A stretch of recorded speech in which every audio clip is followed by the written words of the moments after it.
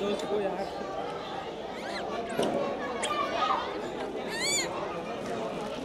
पाकिस्तान का जो positive image है वो इंटरनेशनली लोगों को बताया जाए कि जी now it is a safe place to travel.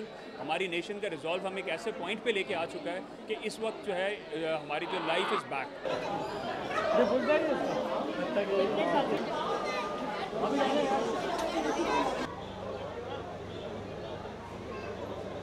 काफ़ी सारी नए परिंदे देखने को मिले और जो है मैंने फ़र्स्ट टाइम किसी एनिमल को अपने शोल्डर पे बिठाया। मेरे इन सब से डर भी दूर हुआ। मैंने कैट को भी हाथ में उठाया है। मैंने बहुत सारी सेल्फीज़ ली। मैंने बहुत एंजॉय करा है। ऐसे एग्जीबिशन पाकिस्तान में और कराची में होने चाहिए। बस मेरी बर्दाश्त